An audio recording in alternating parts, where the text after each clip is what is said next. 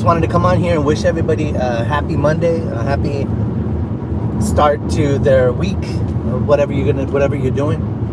I'm on my way to Mexico. I'm down on the 57. It's like a 2-lane road that comes out of San Antonio, and that's where you take down, headed towards Piedras Negras. I'm going to Eagle Pass, Piedras. I'm gonna go pick up my wife. She's been with her family for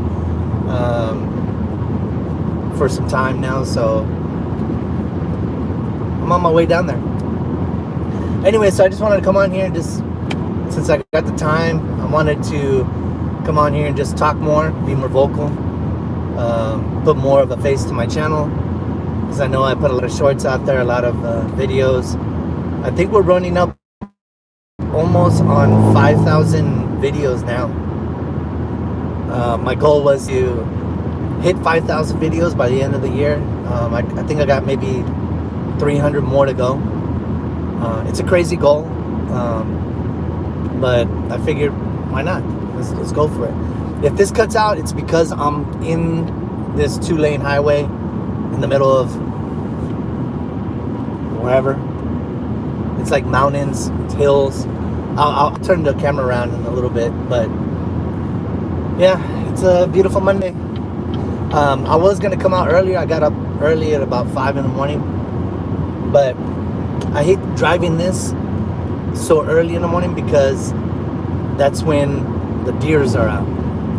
Even though like you can't see, but they have all along this freeway or this road, they have these huge fences there. A lot of people have deer leases out here, so they got these 8 to 9 feet deer fences. Those deer still jump over that stuff, and they come over to the side of the road and reconnect. Well, probably because of the service here sucks through this little road.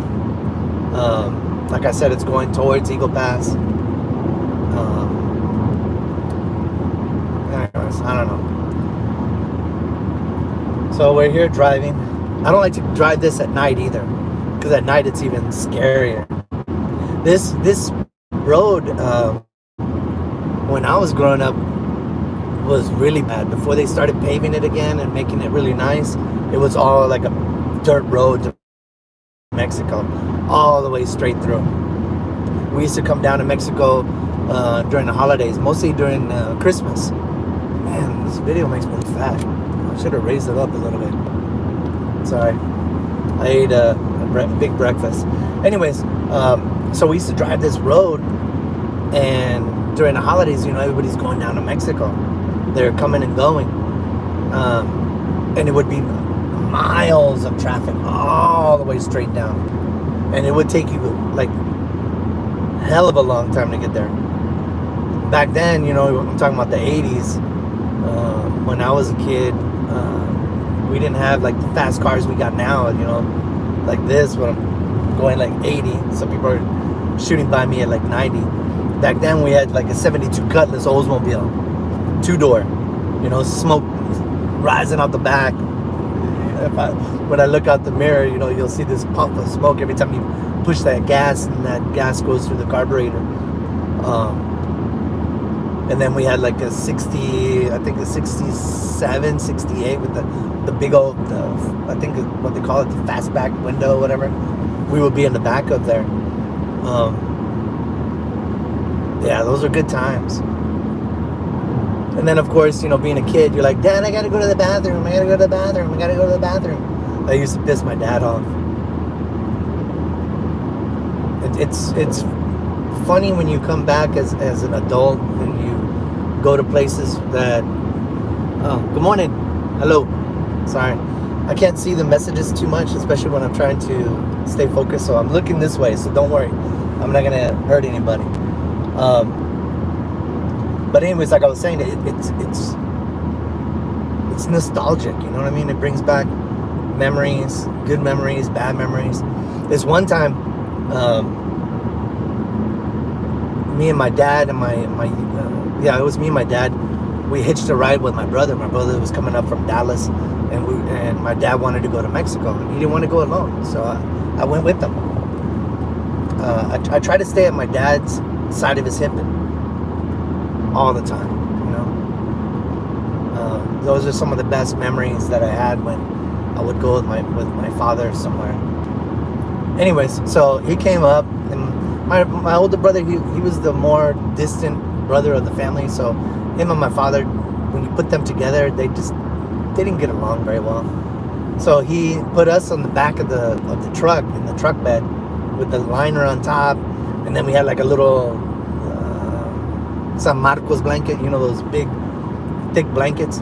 But man, it was freezing, especially when you hit these hills. And then when you go to Rosita, Coahuila, the hills go up and they go down, and I think it's below sea level, I think. I don't know. Anyways, it makes it cold, and then no camper shell. You know, we're just getting blasted by all this wind.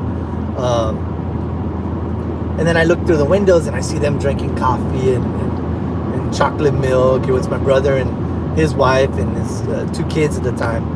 And there was plenty of space. It was an extra cab. And I don't know. It just, when I think about it now, I'm like, dude, what an a-hole, you know?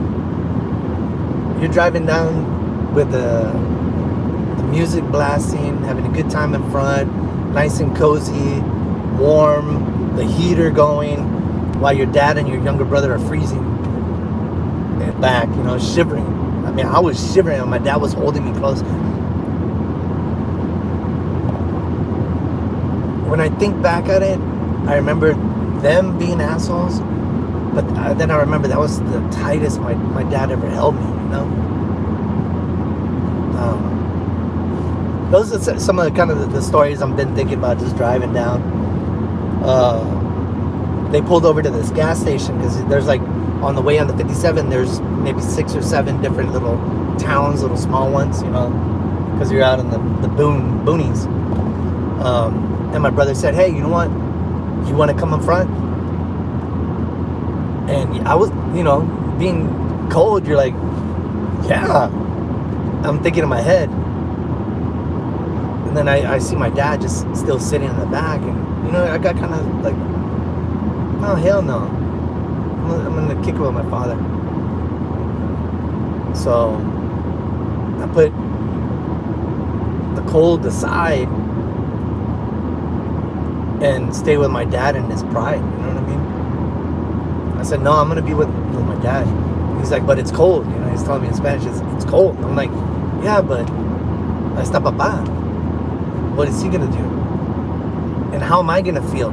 I'm so glad I made that decision. That was one of the best decisions of my life, because if I wouldn't have done that, now that he's passed, you know, I would have regretted that. I would have been like, you know what? I was that kind of person that let my father freeze in the back. Anyways, I thought I'd share that. I just opened up about that. I don't know why that came across. Let's flip the script. Let's make something funny. Growing up, like I said, we would come down these roads. It was always back roads for us in San Antonio because my dad wasn't a citizen. You know, he came over illegally long time ago. Many times he came over. Sorry, I gotta slow down in this area. So we would take all these back roads, and of course the back roads in San Antonio, there's a lot of farms, a lot of ranches and stuff like that. People were growing their crops and stuff. And then especially when we would go fishing, we never had a license. You know, he never had a driver's license and stuff like that. At that time, later in life, he started getting stuff, you know, becoming a citizen, you know. He would get, oh, I have to have a driver's license. So he would get it later. But anyways, back to my story. We would drive these back roads when we would go fishing, and we would stop, you know, by these big cornfields. Huge. I mean, I'm talking about like miles. It looked like Children of the Corn, you know. Every time I watch that movie, I'm like, I imagine myself getting lost in the corns and the shucks, whatever they are, just slapping you, and then some guy coming out and just unaliving you. So we would stop by these corns, and my dad would pop the trunk, and he would start, you know, cutting corn, putting it in these bags, and then take them and chuck them in the bag. Because you can't have a carne asada without corn, you know. So he would put these corns in the bag, and I remember this one time, this officer came up. It was a state trooper, and I'm in the car waiting. I could see the corn just moving, and the sheriff comes up, and you know, the cops, they always go to the kids first to find out what's going on, because we're honest, you know. At that age, you don't really develop the lying patterns yet, or covering up anything. So the sheriff came up, and he's like, "Hey, are you alone?" I'm like, "No, my dad's over there." He's like, "What's your dad doing?" I'm like, he said he's going to the bathroom. And I guess my dad saw the sheriff, so he comes out and he's pretending he's buckling his pants. He's like, "Hey, Mr. Officer." The guy's like, "What are you doing over there?" He's like, "Oh, nothing, I had to go to the bathroom." He's like, "Yeah, you sure?" He's like, "You weren't taking corn from back there, right?" Well, he's talking to my dad. I'm going to the back, and those old cars, you could just pop the trunk. I'm like, "No, state trooper," or whatever. I said, "No, look at all this corn." Jesus. The state trooper looks at the back, and he sees like just a pile of corn that my dad took from this thing. And yeah, it was funny. We just gave him a ticket, and we were on our way. He made us throw all the corn back. Other times, like on that same subject, we would go fishing at Medina River. I don't know if anybody's been in Medina River. If you're from San Antonio, or if you know what I'm talking about, drop a comment. Anyways, so we're fishing, and my dad used to use these Coke cans, or back then he would drink. His favorite beer was Old Milwaukee. That stuff is the nastiest beer on the face of the planet. Sorry, Old Milwaukee, but maybe because it was cheap. I don't know, but it was nasty.